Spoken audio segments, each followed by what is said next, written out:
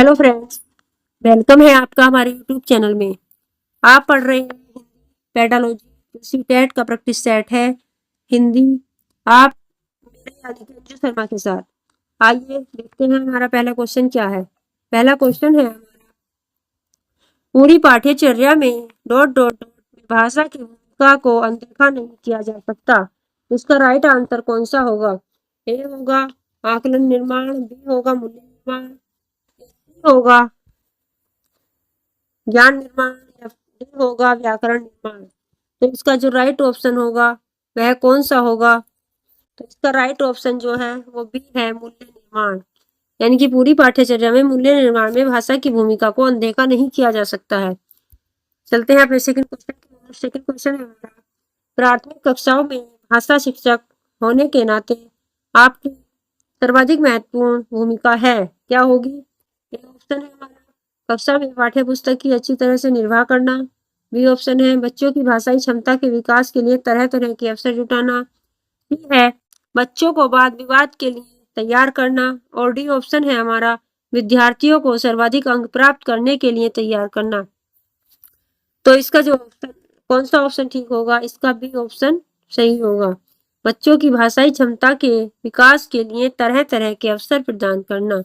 चलते हैं अपने थर्ड क्वेश्चन की ओर। क्वेश्चन नंबर थर्ड है हमारा, दूसरी कक्षा में पढ़ने वाला रोहित हिंदी की कक्षा में अपनी मातृभाषा में बात करता है, आप क्या करेंगे? इसका ए ऑप्शन है हमारा, उसे बिल्कुल अनदेखा कर पढ़ाते रहेंगे, उसकी भाषा को समझने की कोशिश करेंगे, या फिर बाकी बच्चों से उसकी भाषा सीखने के लिए कहेंगे। कौन सा ऑप्शन है इसका? उसे डांटेंगे कि वह कक्षा में मातृभाषा का प्रयोग न करे। देखते हैं, चार ऑप्शन है, चारों ऑप्शनों में से कौन सा ऑप्शन सही है?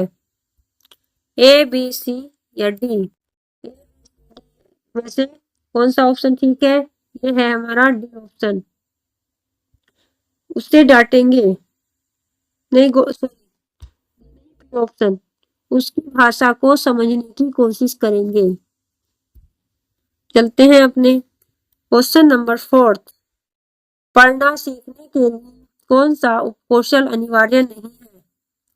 ए है भाषा की समझ, बी है भावनात्मक संबंध, सी है वर्णमाला याद करने का कौशल, और डी है अनुमान लगाने का कौशल। तो इन चारों ऑप्शन में से हमारा कौन सा ऑप्शन सही होगा? तो हमारा जो है बी ऑप्शन, भावनात्मक संबंध, ये सही है। पढ़ना सीखने के लिए कौन सा उपकौशल अनिवार्य नहीं है? भावनात्मक, मतलब भावनाओं का होना कोई भावनाओं की संरचना की समझ में होनी चाहिए, वर्णमाला याद करने का कौशल और अनुमान लगाने का कौशल। ये तीनों ऑप्शन सही होने चाहिए और बी ऑप्शन जो है ये नहीं होना चाहिए।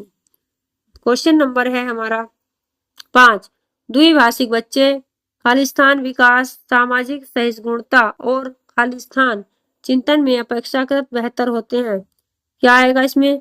यह संक्रियात्मक केंद्रित, संज्ञानात्मक सीमित, या संज्ञानात्मक, या डी ऑप्शन है हमारा क्रियात्मक सीमित। चार ऑप्शन है, चारों ऑप्शनों में से कौन सा ऑप्शन ठीक है? तो पहला जो है हमारा क्वेश्चन देखते हैं। क्वेश्चन है हमारा, द्विभाषिक बच्चे, यानी कि डी ऑप्शन आएगा इसका। संक्रियात्मक विकास, सामाजिक सहिष्णुता और सीमित चिंतन में अपेक्षाकृत बेहतर होते हैं, तो इसका डी ऑप्शन सही है। क्वेश्चन नंबर 6, निम्नलिखित में से किसके अभाव में हम पढ़ नहीं सकते? संयुक्ताक्षरों की पहचान, लिपि से परिचय, बाराखड़ी से परिचय, या वर्णमाला की क्रमबद्धता का ज्ञान। तो इसका जो है ऑप्शन सही है।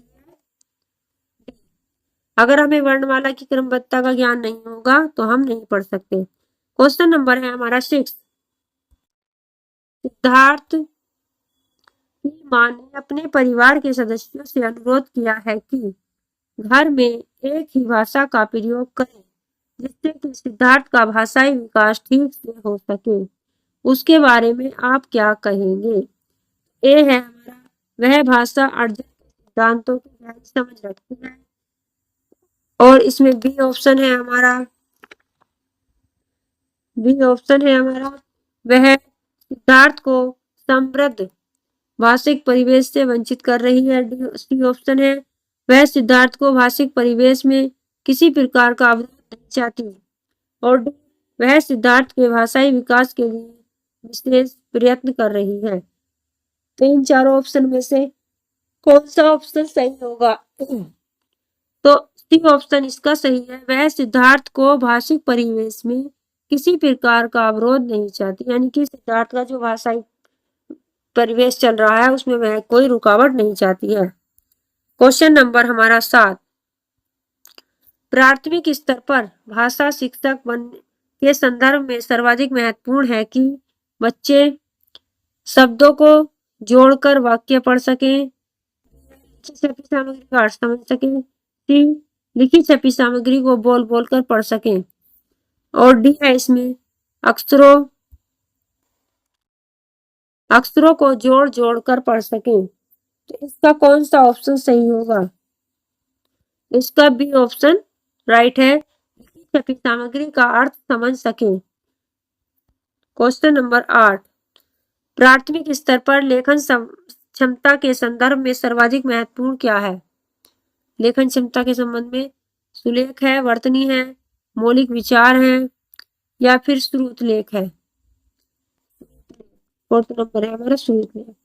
तो इन चारों ऑप्शनों में से सबसे उत्तम जो ऑप्शन होगा वो है हमारा मौलिक विचार, यानी कि अपने विचारों को अपने शब्दों में लिखना।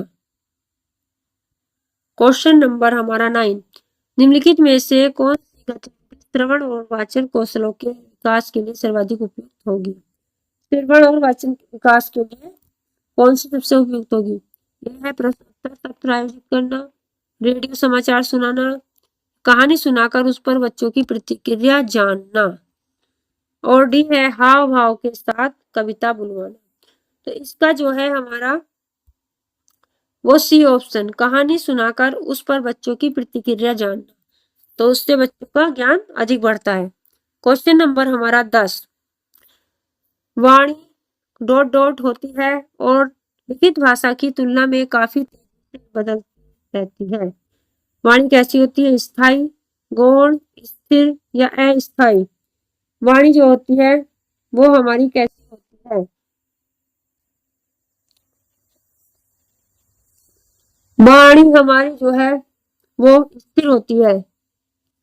वाणी स्थिर होती है और लिखित भाषा की तुलना में काफी तेजी से बदलती रहती है, यानी कि बोलना तो हमारा स्थिर है लेकिन जब हम लिखते हैं तो वो बदलता रहता है। तो गाइस आज की हमारी क्लास 10 क्वेश्चन का जो प्रैक्टिस सेट था वो समाप्त होता है। मिलते हैं अपने अगले 10 क्वेश्चन के प्रैक्टिस सेट के साथ। तब तक के लिए बाय, गुड नाइट।